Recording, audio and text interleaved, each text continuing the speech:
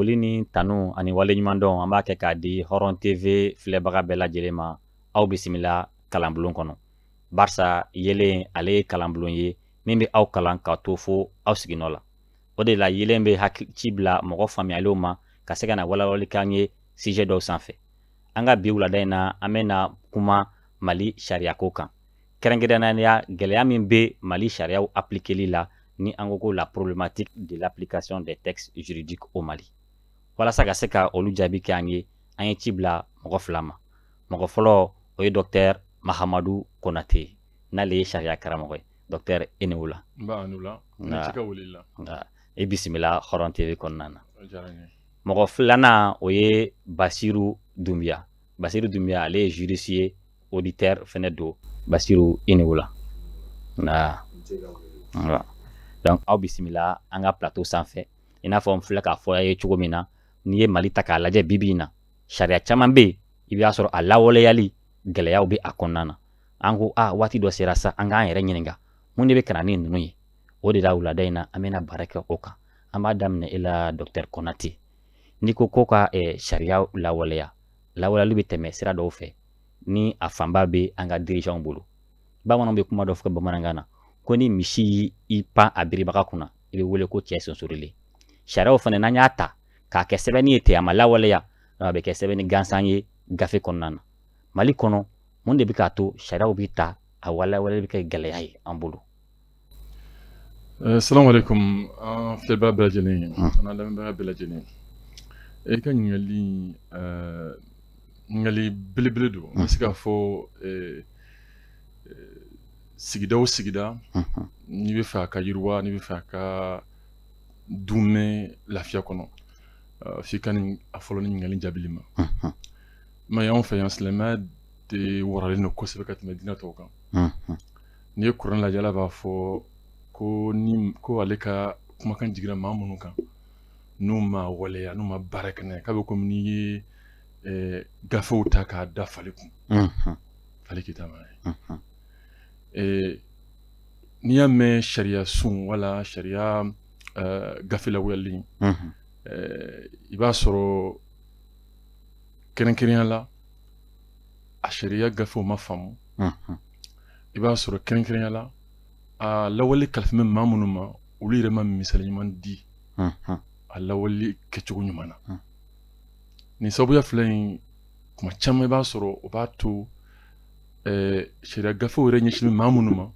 u t'u mako don a la u t'a k'u kungo ye kuma tɛ k'u bɛ a jaga u yɛrɛ kan ka f'u bɛ a lawaleya a cogo la sabu sabanan min bɛ yen ni n kun ɲinɛna kɔ o ye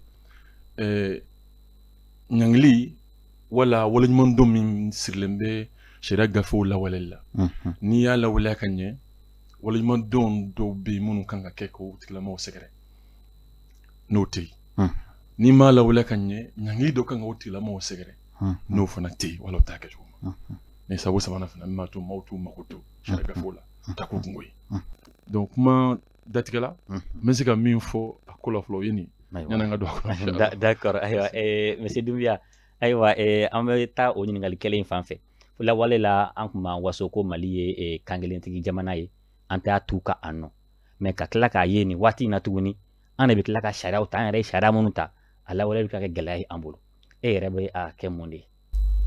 D'accord Mali ye kan kelentigi jamana ye siga tɛ kuma in na n'i y'a lajɛ o tun ye kunun de ye ka sababu kɛ jamana tun sigilen bɛ fɛn mun kan valeur mun kan denw ni hɔrɔnya mun kan est-ce que o bɛ yen parce que i bɛ ka nin question mun poser ko kura tɛ an b'o fɔ waati caman an ka intervention ni ne ye n disi gosi ko n ye dun kɛ ko n mɔkɛ ma a ma fɔ ka ban k'a kɛ a ye fɛn fɛn fɔ a y'a kɛ ko cɛfarin kun don mais ne man ka waso ni fakoli tɔgɔ ye k'a sɔrɔ fakoli jogo tɛ ne la parce que bi an kɛra o de an bɛ waso ni fɔlɔmaw ye an bɛ waso ni an mansaw ye an bɛ waso ni an mɔkɛw ye ka sababu k'o ye fɛn mun kɛ Afiriki kɔnɔ jamana yɛrɛ kɔnɔ mais anw yɛrɛ dɛsɛlen bɛ k'o kɛwale k'o sira tagama ni colonisation na une sous forme d'appareil répressif d'abord, culture de domination, de sorte que est-ce qu'il est le courant si mon gars, et d'aller de faire mon gars, pour les anéantir. Parce que tant qu'il est d'aller de là, et tu sais pas trop du coup. On va y aller là les forts, il a valeur, il a la daou, il d'aller de valeur sociale mon gars, d'aller ni orient ni fin, mon gars il a signé à la cana, pour les détruire fort. Donc nous au détruire aussi pour la culture injectée à là. Enfin, à quelle fois Adam Allah Islamaya et Kona aspect d'or. Islam de tout la dié farfina. On a territoire qu'on a durani colonisation esprit. Mais anyata parce que aspect positif pour mala. On a gagné là-bas où on a cherché au de non soso. Bon, ni toi au charia fenêtre colonisateur occidentaux on a tout au durani chrétiens ils sont venus en tant que des évangiles. On a kananga là d'accord nous on jamana considérer les valeurs nous ko les anéantir. Bon, charia comment niveau pro amake. Fin tellement pas l'amser comme nous faut. Parce que charia irania ta kalage. C'est un domaine qui est vaste. Et les mêmes nuances charia B. Contrat B entier. Barake sera fait. Ou bien sani sera fait. Ou charia B. Façon ni façon de unche. Ou charia B. Façon est qu'à apparaître il faut m'appeler les institutions de la République ou l'union entière charia B. Bon, ni à tabakou bayala. Il t'a sur ça non charia tabara elle ni à la bateau bara que l'on t'aime il faut ma séparation des pouvoirs parce que lié face aux institutions dans la guerre pouvoir ça va les bénir face aux gestion catale du monde jamana gestion catale du monde le pouvoir exécutif il faut ma président de la République gouvernement le pouvoir législatif il faut ma assemblée ou le gambara charia taille et pouvoir judiciaire pour d'ailleurs charia la bateau juge ni police ni gendarme charia mon pays en bourreau mon y a tout à te casser qu'à la valia mon y a tout à te casser qu'à bateau charia main de wa ou bien charia la bateau barreau de main faut mal on courir pourtant c'est effectivement les charia nous la n'a pas boulot parce que n'y a akala n'y a hakina on kon talaka pour la charia si pour me donner maintenant pour moi femme na trop dit charia tabarau fait parce que pour analyser ni problème analyser qu'un problème famille charia n'a comme solution à des solutions basiques parce que charia application a le même problème. Et ça c'est du point de vue scientifique. Maintenant, sociologiquement ou bien même anthropologiquement, il t'a sur le fin, charia la face à bravo. À date de la fin de là, nous y Adamadé Kadgamé, Ibokro. C'est très important. Est-ce que moi mon béga charia la bateau façon Kambo là? Est-ce que charia n'y est?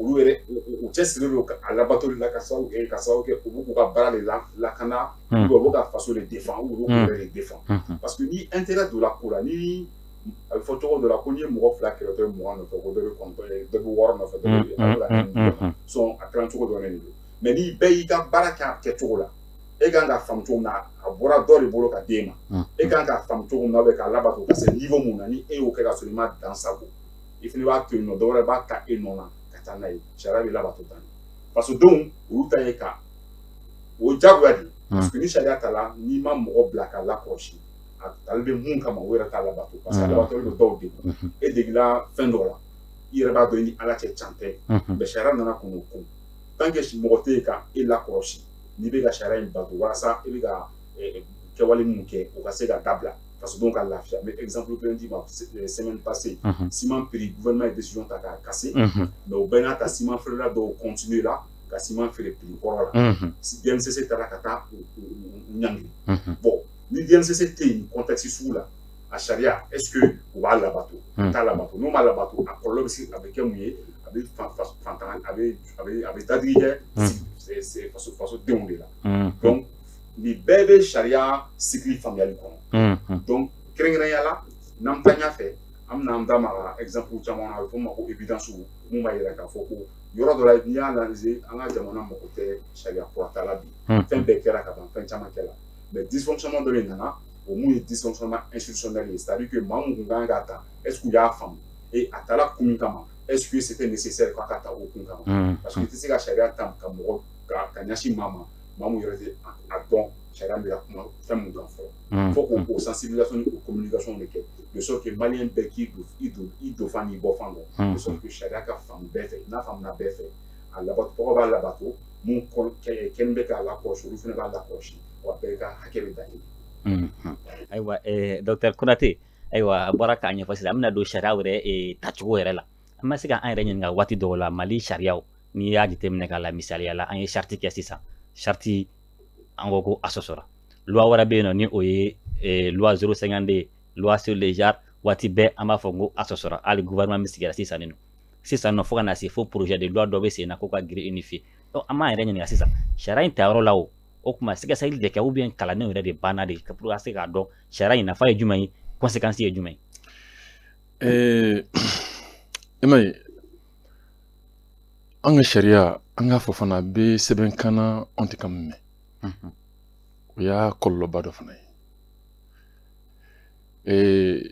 anw ye 2006-2007 an tun ye jɛkulu dɔ sigi sen kan jɛkulu min bɛ hali bi baro la mais nafolo ko mago tun b'an na a b'ale bi a mago b'an na o y'a to an y'a projet ko sumaya dɔɔni centre Kurukanfuga pour la justice et la consolation de la paix centre minnu tun don a ka laɲini belebele tun ye ka sariya gafew dilan des projets de proposition de loi ani fana sariya minnu bɛ an ka balow kɛcogo labɛn n'u nafa n'u jɔyɔrɔ ka bon kosɛbɛ an ka maaya la ni ɲɔgɔn cɛ an ka fasodenyɛrɛ la ni ɲɔgɔn cɛ k'o sariya gafe ninnu ta k'u bayɛlɛma tubabukan na min faamuya ka nɔgɔn tubabukan na bɛɛ ma kelen fila k'a bayɛlɛma an ka jamana kan damadama na minnu fɔlen bɛ jamana kɔnɔdenw fɛ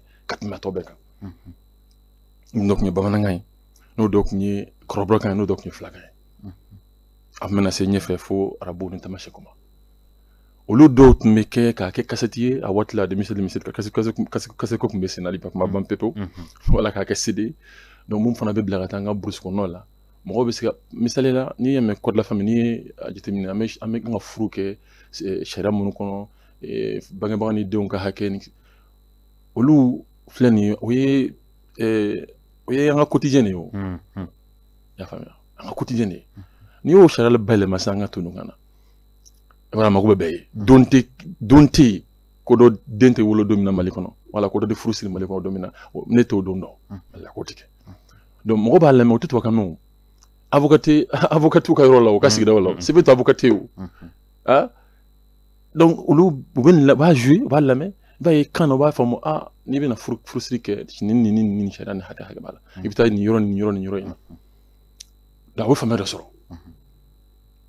u ka jamana yɛrɛ taabolo la a ka ca la n'i y'o faamuya sɔrɔ kuma dɔ la u bɛ a lajɛ fɔlɔ olu kan ka mun kɛ walasa ka nin labato o bɛ kɛ réflexe fɔlɔ ye yan'u k'a fɔ k'u bɛ miiri maa minnu ye nin sariya ta yala olu yɛrɛ bɛ k'a labato wa komi min fɔ n ka kuma daminɛ la o tɛ k'u ka réflexe ye tugun parce que u b'a faamu u b'a dɔn mun bɛ nin kɔnɔ a nafa bɛ anw de kan fɔlɔ donc maa wɛrɛ y'a bato maa wɛrɛ ma labato ne k'a labato a nafa bɛ ne yɛrɛ de kan fɔlɔ donc m'a labato ka da o kan n bɛ sɔrɔ k'a lajɛ maa minnu y'a ta yala olu yɛrɛ bɛ k'a labato wa n'olu tɛ k'a labato mun kɛ yala o bɛ wasa kun ye ne k'a labatoli dabila wa ayi bawo ne ka nafa b'a la ne ka denbaya nafa b'a la mais a bɛ wasa kun ye n ka wuli ka n jɔ k'a fɔ karamasina aw min ka baara nin y'a tigɛ a ka jɔyɔrɔ fa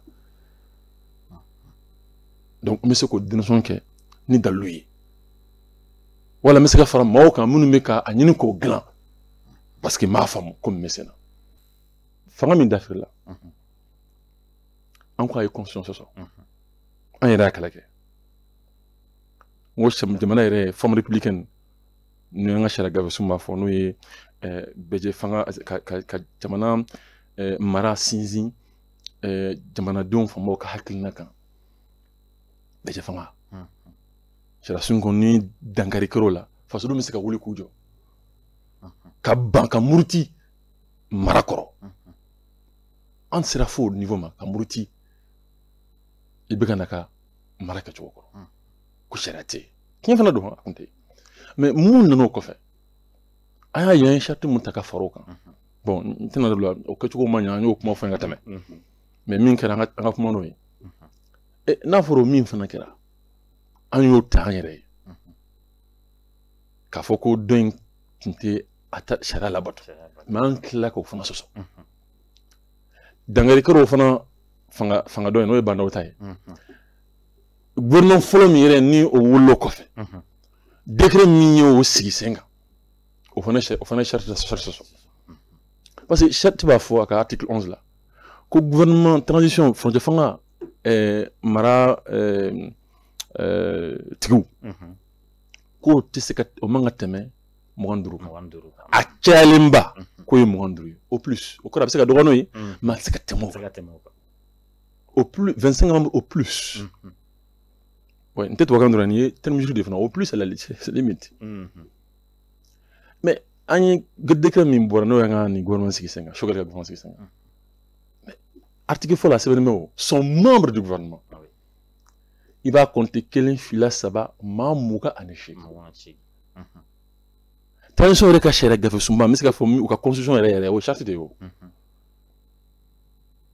Donc bara minyano ka damene re bara yere bina i abini i sinzin yoro mina abini i timu feminga shera minka awo so bon obise ka shera ko fo mawe tukudi animsi wasale kabo se ka kuma kan dumala wala bagwala kabo ta ka mawo sekere mawo ko labato akacho begeleya comme an bɔra k'a fɔ sisan cogo min na a ye charte misaliya fɔ loi 052 fɛnɛ bɛ yen nɔ n'o bɛ jarka o misaliya bɛ fɔ an bɛ waati min na ko sisan fɛnɛ projet dɔ fɛnɛ bɛ sen na a ko bɛ ka ko ɲugu ye ɲagaɲaga wuli barisa a bɛ ka sen don kalanko la kalanko dun ye an bɛɛ lajɛlen kunna donna tɛ ka maa si to yen nɔ o ko bɛ na loi dɔ ta min bɛ baarakɛlaw ka gafe n'u bɛ sara ni min ye n'o ye salaire de base grille min b'o kɔnɔ n'o ye jateden minnu b'o kɔnɔna na k'u ka bɛɛ dama kɛɲɛ école-maîtres y'a jira k'a fɔ ni o taara o bɛ na olu ka sariya sɔsɔ barisa loi dɔ b'olu bolo min taara 2018-007 n'o article 39 ko ni dɔ farala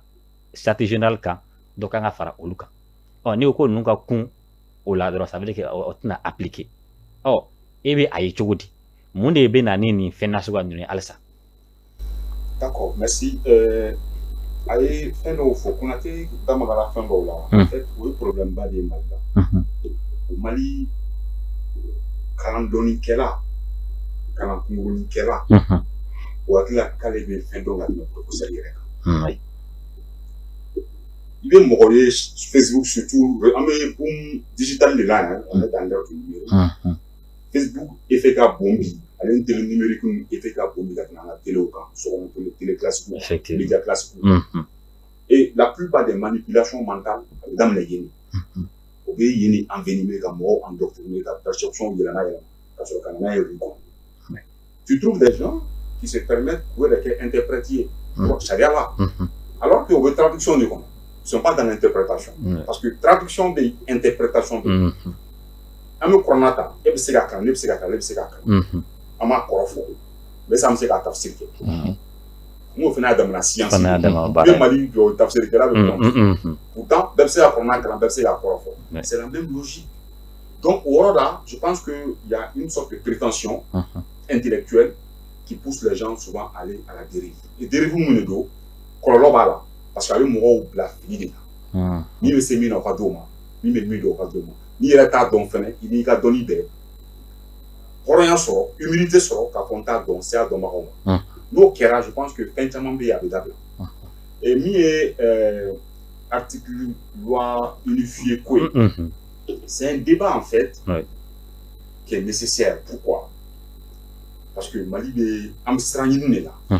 Démocratie. Non mais quand une démocratie là. Croyant que au dé n'auront à elle alors que analyse d'Oya Iraka faut que modèle Moumbambo à la démocratie quand modèle Moumbambo en quelque cas éléments fondamentaux dans une démocratie là et pourtant au élément nous tant que Oluma wassa démocratie est arrêtée c'est d'accord que Mali comme séparation de pouvoir B juge président qui a jugé ou les instruction d'âme président qui a interféré assemblée dans processus quoi. Mais il se trouve que ni voilà on va kilomètre plus de alors que le droit à l'éducation c'est un droit universel. Il veut voir anti-pop on a mis dans notre carrière donc on a le tas sur la famille depuis de la Martinique. Et nous avons ma chône physique. Alors on parle de droit à l'alimentation. Beka balo horoya konna parce que balo benaka. Ala yɛrɛ ka nɛɛma de dira adamadenw ma.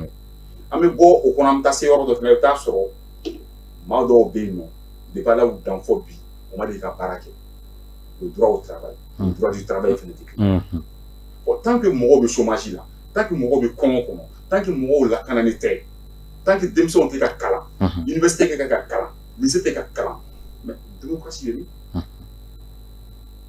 assemblée quand toi barak on président quand toi parler là quand toi ici quand la gente non je suis désolé c'est pas ça bon en quelque au modèle est transposé quand il y a une démocratie fondamentaux donc ça fait que les problèmes sociaux au type quoi al moun kel mec un exemple état de droit occident États-Unis France problèmes sociaux on fait les problèmes des inégalités les problèmes de discrimination abi al-Siwa moi avec quel al-Siwa je jeune moro en ailleurs moro assemblée maison c'est là l'assemblée congrès attaqué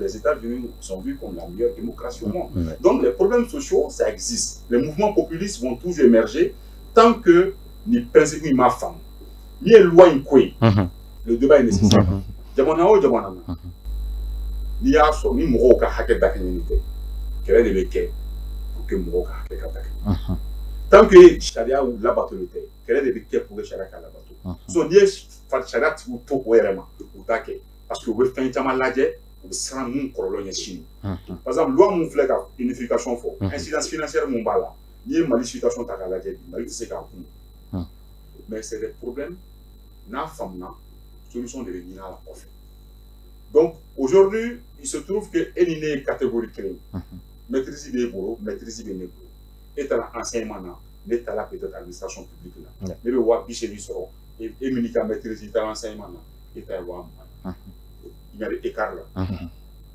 et ba fait trop de données et donc à tout école ko ka bo égalité de chance égalité de chance sur donc quand qualité est donc ça fait que les inégalités ne vont jamais être réduites maintenant qu'est-ce qu'il faut faire il faut faire table rase car bêti car je crois que transition mon logique mais logique ne doit pas la femme tant que ma femme je pense que on met trop là et il faudrait qu'on soit prêt car donc est-ce que même dans 100 ans problème maintenant pour le voilà c'est jamana ma ni catégorie socio-professionnelle ou en sécurité moyen ni bel cas analyser mais si on reste dans l'immédiat c'est vrai le problème B et que c'est nécessaire de le résoudre mais si on prend pas des solutions long terme sous temps et que on se limite simplement parce qu'on met la transition qui est en attendement d'abord en même temps qu'à tout mingo on a colossal ou les il est sort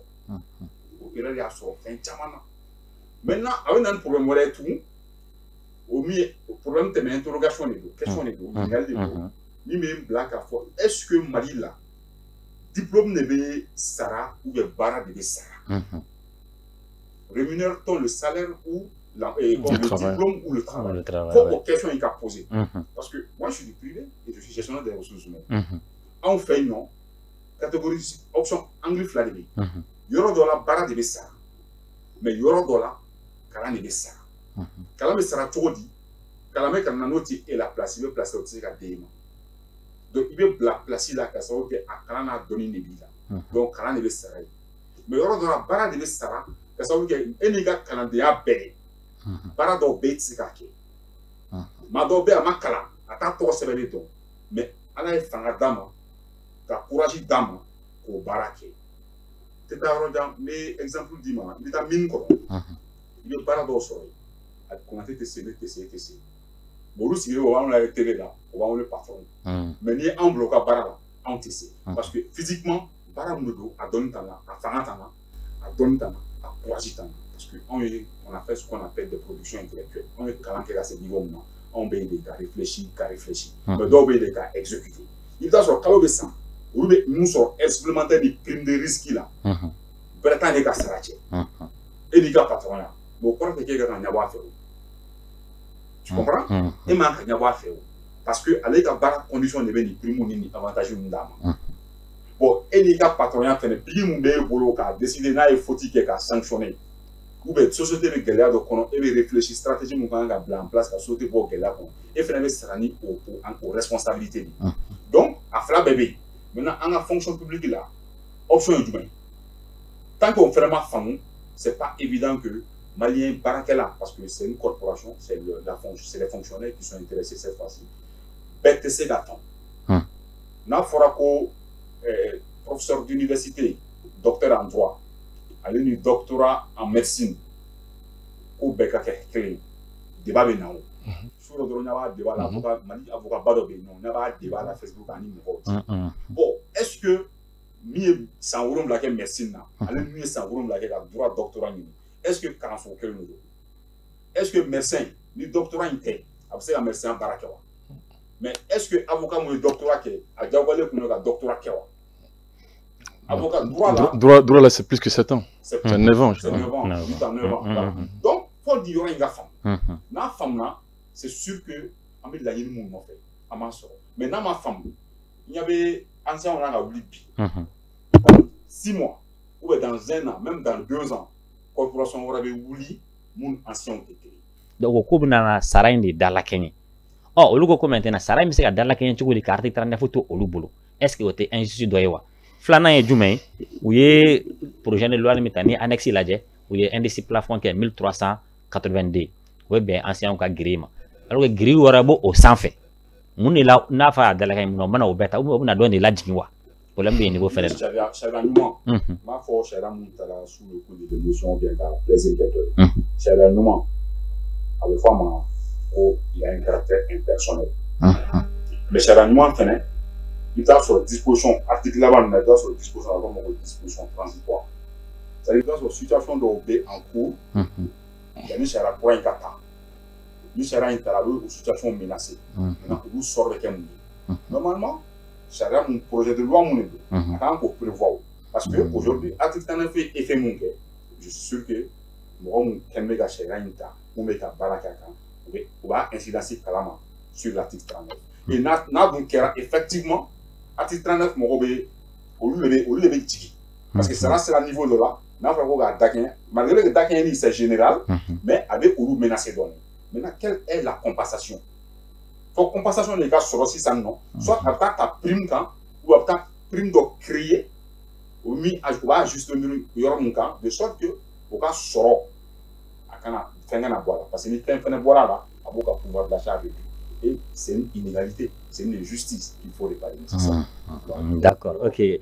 Maintenant, docteur, Konate Pamfe, au rôle toujours, aywa koga e giriu dama kenye no indisui. Aywa, giriu besega dama kenye chugodi ka article 39 into eno. Article 39 ya yira ka fo koni do fara la stratégie générale kun wati o kelen be fara ancien stati particulier kan. Oh, stratégie générale bina kun chugodi statut des anciens là, carré 39 photos. Vous savez, comment nous régler?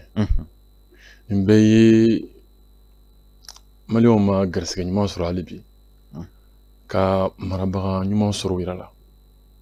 C'est un thème mimi no fabi, ni kunkanga ke jamana marabaro de kunklinae. Vous savez, ni théorie photo, ni bon, théorie. Ouais, avait passé une théorie de dialogue social.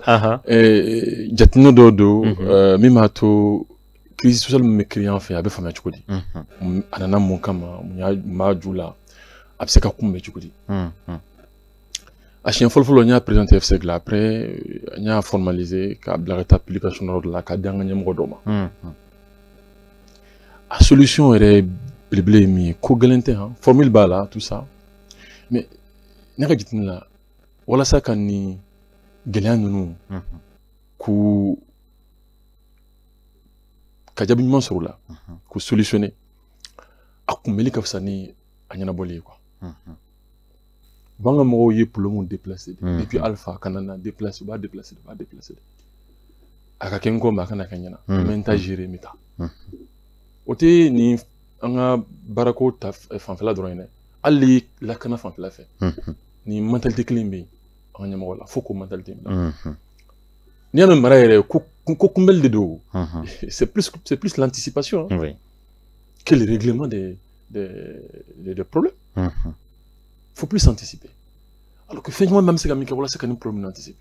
On a un kan sur un mara kɛbagaw de la k'a fɔ an bɛ ka taa cogo min na tan n'an tora nin kan il y a quelques années il n'y avait pas de statut particulier pour les anciens. ça tu parles de dans un boulot juillet sur l'oignon sur la montagne quoi sur la 2018 montagne quoi maïla ko do fana tebulu kutanye sini ngene on va avoir des compartiments, des apartheid de travailleurs par-ci par-là. Amena wolo muna. Dona kana fabo lawa. Ni kun kan kan nyamo la mena. Donc pourquoi griou harmoniser bara nabe bara ni kalan niveau climat wala. Ntoro ka stress to ka jatimne o ka sumangala mine mino be yimi ma do ni diplôme climat bulu o me aka gri ka kelenya. Nous sommes de base. Il m'a fait au quand il c'est que mine wara be sika soro ka foroka wala saka ou de la kenya barakala ka sara en fait ni min fo akana ka dron fana kalan doni akanyini ko o dron sara mais be bara min ke o fana ka sara hakila prime avantage be sika taw sara fait prime avantage ke client o manga ke client ne le to o client no fait abada ala fe yo tiklen ala mi anda doka sili o baraji ka bondo tay e bura be sili ne ko mais sili qualité tiklen a sili qualité tiklen doka sum baraga bondo tay parce que doka sum ke to tiklen charte munu bala do ba la batun doy donc ala ref mérite ka mérite récompensé ngala de an kalon la ni amebe mo ka productivité stimulée. Mais tu sais que mais on fait un boulot de conon.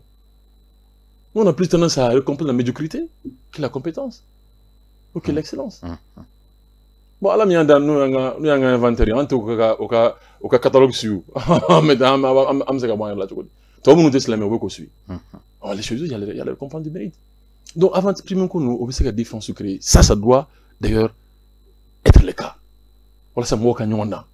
Baraka cho nyumana communisme muma fo meka nyango a chena obolotande te mo fika mo ko kelenyi dal ni e washla ni e ka producteur boyani ntaye o sara kelenda o te mo ka anguma karewa mais anya yoko te marché allez munu ko hakla jugo to borakan donc on ne veut pas aller dans ça mais na fera ka gris ka harmoniser par rapport au niveau de diplôme etc. Il faut que tu aies une femme. Mais au limano de Rana Kangabo, un marabou de Yoroflo. Ou quand vous appropriez une démarche. Quoi que tu vas nier, quoi que tu vas chier. Ni a gué labiré, a du bourreau de là-haut. Il décale la jaquette. What n'a de voter. Mais à ce l'élection que nous on était à la veille de l'élection présidentielle. À what on maintenant? On est comme une flânée. On y est donc à ancien Cameroun. Là où fout à moi, voilà ce qu'a foutu. Les politiciens l'angoulon de Kachan Fayan quoi. Mamounou, Mado, Hamina Kou, Bilib, Hamina Koti, Foye, Fanga Sorolico, Anika Fanga Jabo. N'a fallu beaucoup, Amro Boubou. Au bout d'un an, il voulait nous be chino ouye. Kramo Koulon Fanabou Demola. Ma Colombo donne à Trouko. Angadji Meko Duno. Ou le deviner wala kolon ta kan mo secret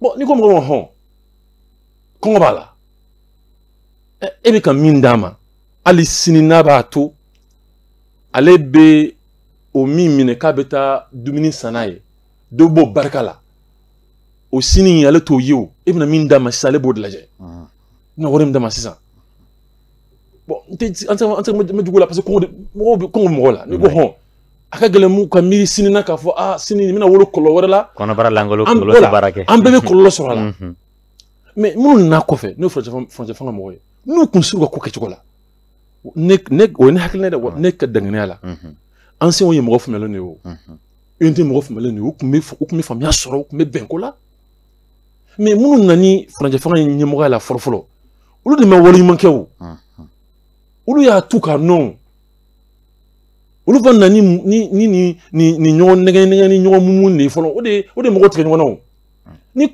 ko in gɛlɛya bɛɛ baw an tigɛlen don ɲɔgɔn na de anw sɔn b'a fɔ n'i y'a ye gouvernement sɔrɔ ni unité bolo nin na bon unité wuli ka jɔ min kɛ o de don olu tɛ faso ko la olu ta ye ko faso ko de ye ouais non ni ye kɛlɛ min ko de y'a to ye nin sɔrɔ donc y'u ka nafa de ɲini u y'o de défaut de sɔrɔ donc mun fana t'an ka nafa ɲini an ka nafa sɔrɔ a kɛlen tɛ pression ko de ye o mais a ju bɔ jumɛn an ka jamana marabaa ju bɔ de la olu de y'o ɲɛ yira mɔgɔw la fɔlɔ donc fo k'o de corriger tant que olu m'u yɛrɛ fara ɲɔgɔn kan ka taabolo ɲuman ta mɔgɔw k'o ye u ɲɛ na k'a fɔ nin ye taabolo ye nin ye faso ye ɲɛ cogo min na n'o taabolo de y'u kɔrɔ a jara mɔgɔ ye o de don a ma jɛ mɔgɔw de don waati ko dɔrɔn don ni mɔgɔ y'o dangana sɔrɔ wallahi bɛɛ bɛ fara ɲɔgɔn kan bɛɛ bɛ dɔ b'i ta la k'a fɔ an ka to a ka dilan faso ye an bɛɛ ka dɔ sɔrɔ o la.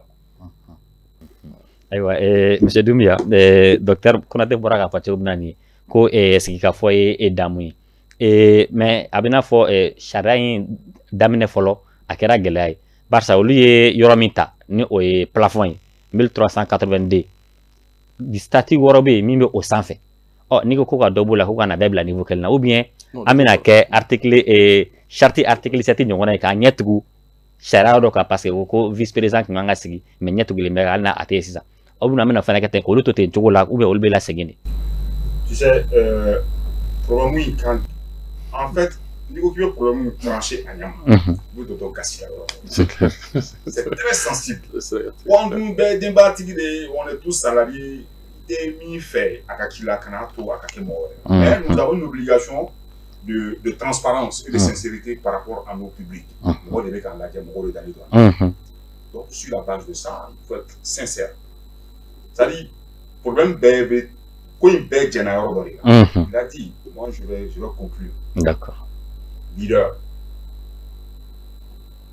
ne tɛ Musa Moribo ye. Ok, j'ai lu des choses sur Moribo mais je crois que Mali problème taara depuis Moribo bɔra ye Mali problème daminɛna depuis Moribo bɔra ye de 60 à 68 construction citoyenne m'a achevé quoi n'a faamu les phases embryonnaires là il y a eu un coup d'état et de 68 à 91 il y a eu 23 ans Mali ont tous les deux on ne gérait que le pouvoir. L'avenir ne nous appartenait pas, c'était le régime militaire. Et de 91 à aujourd'hui, on a eu des démocrates, ok, mais qui ont abandonné les valeurs. On a démocratie valeur ou quoi, et ils sont rentrés dans une sorte de démocratie de luxe, ok, qu'a élite ou créé, qu'a business ou créé, qu'a demandé contrôle pas. Jusqu'à 30 ans environ, au moins quel on est. Il y a une succession de départ et d'arrivée. De départ et d'arrivée, mais c'est le même système, c'est les mêmes cultures, c'est les mêmes hommes, c'est les mêmes écoles. Bon, ils n'ont pas été courageux pour gérer efficacement les problèmes. Ni visionnaires. Ils n'ont pas eu de vision. Ils ont manqué de fermeté et ils ont manqué d'exemplarité. L'une fait, ça va être leader d'endurance, c'est fini. Donc, Jamana va être sur la harmonie qu'on a, avec des faux formalités et tout. Effectivement, moi, c'est mon discours de tous les jours. Aujourd'hui, on voyage, on voit un peu comment les autres pays fonctionnent. Effectivement. Aujourd'hui, quand tu es dans l'avion, depuis ma au aéroport, comme le développement, et quand tu retournes chez toi, tu es aigri. Alors, mais attends, c'est vrai. Pour te dire que c'est des problèmes qu'on peut gérer, mais ça demande du courage, ça demande de la fermeté, ça demande de l'exemplarité. Maintenant, il y a exemple. Il y a deux options. Soit on rémunère le diplôme, maintenant, frontière me boit là, on va qualité là. On va prendre chaque corps de métier, qu'à l'adjet à la loupe, un à un. À forcer la faiblesse, contrainte de me battre, difficulté de me battre, risque de me battre. Donc, ni on identifier là. Tu vas trouver que le métier d'obé non, diplôme bécré, mais d'autres gars qui ont bon donc, ni gars qui ont bon à Chessri peut bouillir à donc, ni Chessri bouillir là. Donc, il faut récompenser. Pour maintenir la motivation, pour accroître le sens de l'engagement et en même temps aussi protéger le travailleur contre certaines pratiques non orthodoxes. Corruption, il y a le Bicassa au Gambie. Parce qu'il n'y a pas d'explication. Quand des gens vont faire des études supérieures, et là, on a un poste de responsabilité d'occuper, où il y a une calorie qui a sauvé tout le monde. Mais ni corruption n'a pas d'autre, à Mousson a deux, on a bout la moindre. Qu'est-ce qu'il fait? honoré tient, damé tient. Mais devant la faim, personne ne peut résister. Voilà. Donc, ni aux critères nous nana. Faudrait pas maintenant qu'il faut que les Maliens béka savali et que tout le monde soit humble de savoir que c'est vrai que diplôme Clément Boulot, bara ou tekélini, ni bara ou tekélini sorot c'est akélini, ni nyada tota toklin taka, diabo ebe nyabo afe, ebi ega ki nyada ni mumbe moulu kélin kono, amumbe kor kélin kono, ebo nyada ou le ka sorot. Discrimination de boyeni, mais la différence de métier, si toute différence de traitement due à la nature et aux contraintes du métier ne peut pas être discriminatoire. C'est logique. Vous dites enfin bien fait. Vous dites enfin bien fait. Voilà. Donc même si la mon forme d'accord. Ah ouais. Ok, d'accord. Ok, docteur Ansera Voro Kuntiaro la Kava, donc avec Kuma Kuntia Kuma Deba. Bon, ne Kuma Kuntia ni bo fe ka yen wole ale follow news ni do. Jamana alaka hina do na alaka hina ga jamana do. Amin amin. Alaka hina jamana. Jamana ngela kacha kono mo trole mo tunole. Awa solution bala. Solution bala. Galate ko mi mansoro dugulo kan ko anyana bo chugo tala. Ibzika fo itado. Wala a frake mine mamun bulo olu mandi wala te fe ko olu bla a place lu ka frake. Wala bi yere ba don a sibi ka keme a volonté tila. Bo kelin e kala ni mi o ti so fe. Eta de ma fo jamana de eta fo jamana ka bo fo jamana ni marabo ka bo ou ka carrière politique ou gestion gérer là ou ka avenir politique ou gérer là comment il y a parce que politique aussi qui fanga ko de fanga ya fanga on politique ou ire bois fi ou ire be ou de kama donc wa fi mais en manga avenir politique de là bon ni ko ka ni no ka avenir politique ko comme ni kuma ma fait quoi mais il m'a fait un faux ou lou ka famille là de sinon il fait un bas de faux yere ko doni sa bamana ngana akoro dika ni yere ko okore idija ika son do tam ika son do ka bitala ko wala do so donc politique mo jamana marabo o ka nyinu yere ko doni sa o ka jamana blanya fe man mambula ma kolon ka chan o te biko yere o ba fa amena o da to ame gela ko amena domna ni na nyman charu la mo atese mo kan o fa yo ayere bo no e keneka aba jamana be ka bo ayere la bakata jamana mo mbe anyi bi Afrique Rwanda Botswana etc. Bon, il y a bon, moi je vois surtout les meilleurs. Voilà, au béni, parce qu'Afrique, tu m'en as enfant. Mais il faut que bonne do bonne quoi. Do fia. Do ma ou bonne quoi. Bo santé slama jamana e. Rwanda slama jamana e. Do ma ou bonne wala quoi. Kati sim ko ala andia. Ay do ke karamo do wala do ke karamo mu bonne wala quoi. Bara di bonne wala. Ani sebe. Mais eta min drona ni min ko. Mais ta mine na tala minire mine environnement to ban ite kana kan ite boisson bouteille frile kana maw ite no yi kana maw alni mo le ko ga sandi sile no parce que ou diriger les mêmes mo fait to bu fait wala mo fait mamunu ou kalana ou ye famia soro ou ka dugu marathon mo la cerebula vision bula ou barakeni misali exemplarité rigueur boka barala mais o mali yere mali kono mais parce que o mara kelente on est fait a kelme ma woro fait munu kelme kam u ka dugu glan o be to yoro ne ta so yoro yere glan me katima nga maras anga jamana maras sigida beka et voilà mais ni fora be kana kan sa nte me kono dusini me kana kan bara ani sebe o de be jamana bono wala do wutere mama do te fenglene ma ala rete do mine ngo shot de bala même von neta ne islama ka ne ko ne ma menya me nya ne aka ne fana d'accord shot de do mine la aywa i deseko i mana dese femina ka dese ini isini de mayra le desera i baraka mi desa ka ni soro i du moko bala i ba ala deli do joro be do yan folo bala deli wala ibi sebe ka ala diri ala ka do fare ka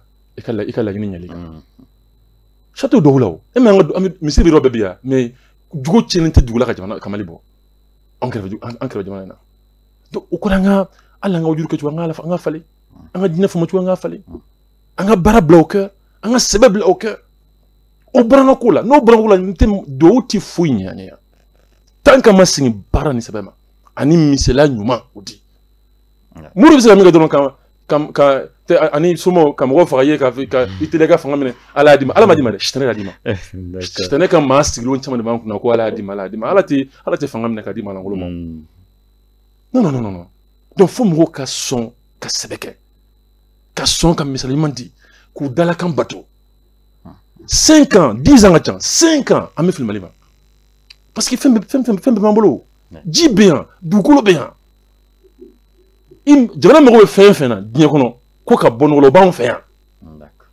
o kɔrɔ ye mara kɛ ɲuman de dɔgɔya la kuma ka an ka voilà Doumbia donc fura bɛ an ɲɛkɔrɔ mais a tali de bɛ ka kɛ gɛlɛya ye ayiwa kuma kuncɛ kuma an b'o di fɛnɛ ma oui souvent quand on ni bɛ nin débat sugu la c'est toujours bien d'apporter des exemples en climat la wati dɔ kɛra réseaux sociaux ko kun jɛ a kun tiɲɛna ni ye Facebook da yɛrɛ dɔrɔn oui solution sɔrɔla la oui a sariya bɛ wa sariya a bɛ mɔgɔ de kun ma courage sɔrɔ k'a appliquer ala bato oui et ala barika na ye maa kelen dɔrɔn de sɔrɔ nin ye maa kelen maa bayirika de kɛra mu ye courage sɔrɔ k'a sɛnsɛn et a don ni bi cɛ dɔw minɛna an hakili la ko maa tɛ se ka mɔgɔw la Bamakɔ maa y'a minɛna a ye kalo kɛ wu la a bɔtuma sera a bɔra fo k'o sa o tɛ banani kɛ tuguni maa ma c'est à dire que banani banna bi réseaux sociaux sanfɛ ka sababu kɛ o exemplarité an mago b'o dɔrɔn de la ça a été possible dans ce uniquement pour les injures publiques sur les réseaux sociaux ça peut être possible aussi en matière de gouvernance bien sûr secteur bel on a besoin d'exemplarité les textes sont là il faut les appliquer pour les d'accord ok aga foli boye donc docteur Konaté aga foli boye monsieur Doumbia aga foli boye anana karanga wole jabi donc on va foko ala ka ambe barore nyogala ambe kuma kala banka do ke anga jamana ye monu kumbe ka enflammer do ko aw fena ye ala ka barore yirana ala ka mali lakana ala ka benni kele ya sabati mali kono wassalam